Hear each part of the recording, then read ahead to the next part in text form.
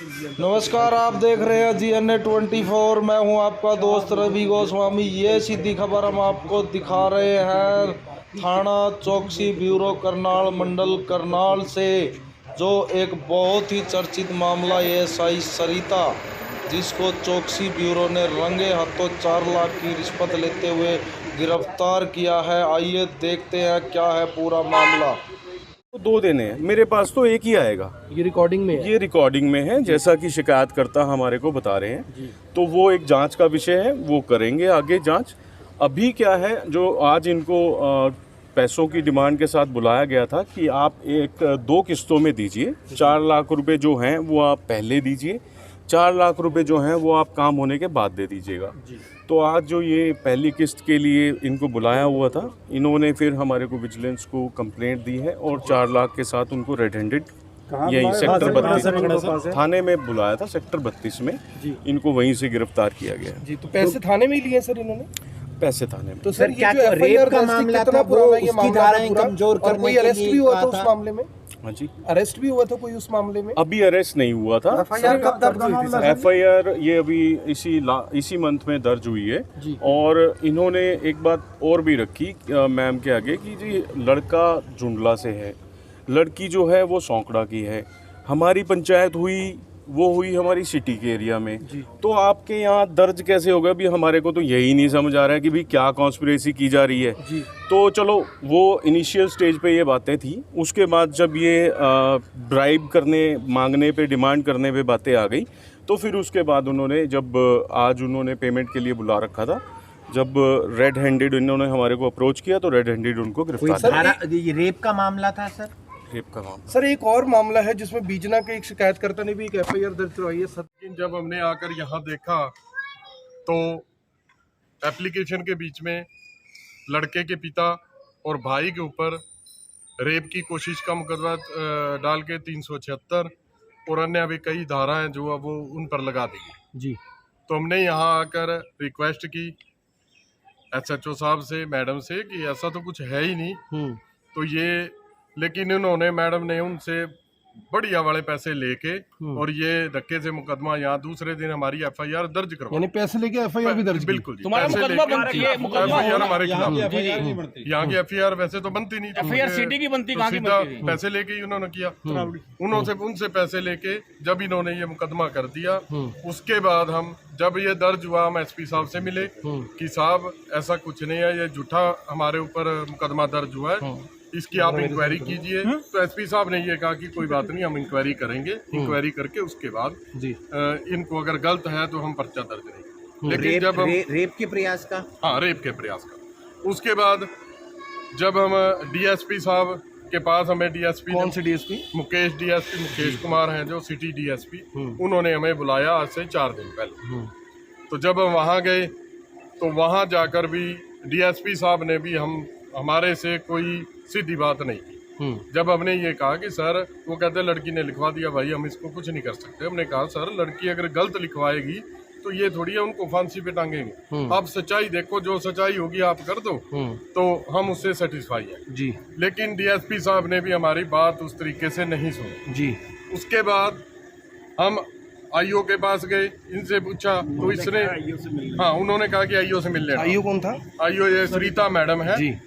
इनसे हम मिले तो इनको मिलके मैडम से हमने बात की कि मैडम, वो कहने लगी कि इसका खर्चा पानी लगेगा, अगर ये धाराएं निकालनी है, हमें पता है कि ये झूठा मुकदमा है। इसकी पूरी रिकॉर्डिंग है हमारे पास, वो हमने विजिलेंस को दे दी जी। उन्होंने कहा कि ये झूठा मुकदमा है, हमें सब पता है, डीएसपी साहब को भी पता है। खुद मैडम बोल रही है, रिकॉर्डिंग है, ये ऑडियो रिकॉर्डिंग है, वीडियो, ये ऑडियो रिकॉर्डिंग है। अच्छा जी। ये रिकॉर्डिंग में सारा मामला खुल गया, रिकॉर्डिंग में बिल्कुल सारा मामला खुल गया।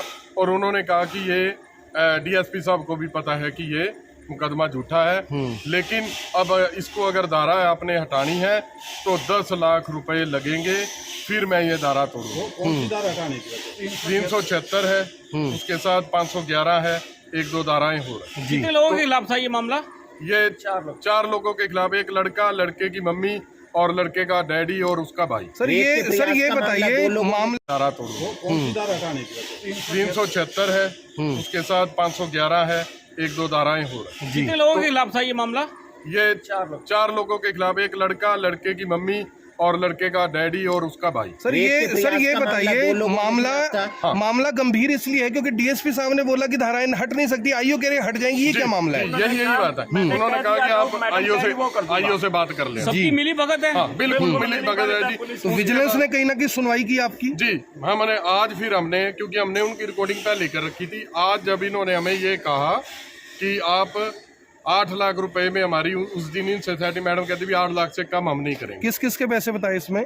इसमें कहा जी 5 लाख डीएसपी साहब का है, 2 लाख एसएचओ साहब को जाएगा, मेरा 1 लाख। ये भी रिकॉर्डिंग ये है? बिल्कुल रिकॉर्डिंग है। अच्छा जी। ये डीएसपी मुकेश कुमार, उनका नाम लिया? उनका नाम इन्होंने लिया कि एसएचओ कौन है? एसएचओ तो नहीं आया है जी, पता नहीं उनका नाम, लेकिन मैडम ने कहा जी। हाँ जी। तो फिर पैसे इन्होंने ले लिए जी आपसे आज? आज फिर इन्होंने कहा कि 4 लाख रुपए आज दे दो और बाकी के जो 4 लाख है वो काम होने के बाद हम देंगे। तो हमने आज फिर सचिन सर से बात करी, इनका नंबर कहीं से देखा, उनसे बात की कि सर ये मामला है और हमारा ये हो रहा है।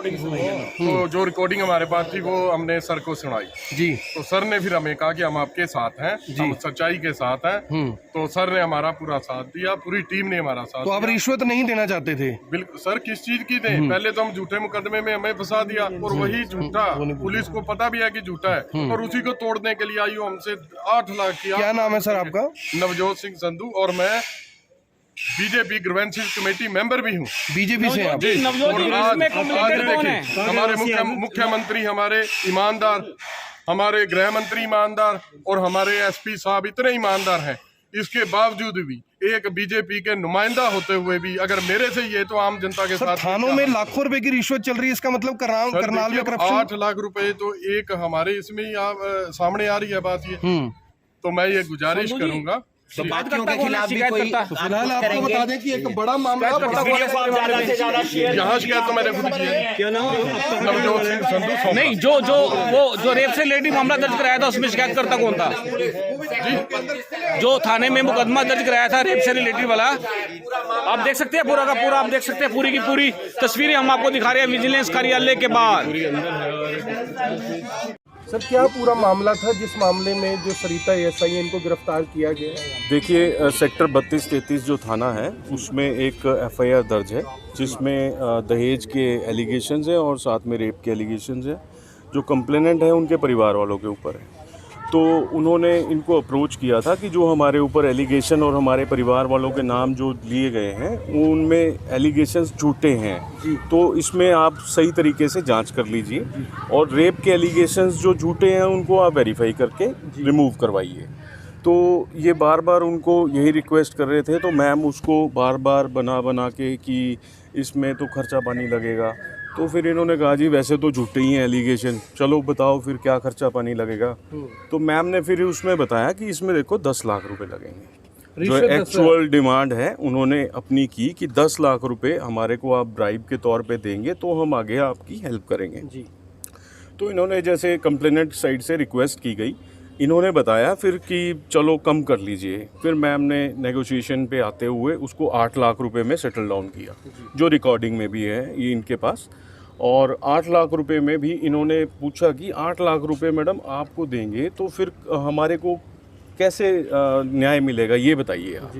तो फिर मैम ने जो इनको बताया कि 8 लाख रुपए में से डीएसपी साहब को 5 लाख रुपए देने हैं जी, एसएचओ साहब को 2 देने हैं।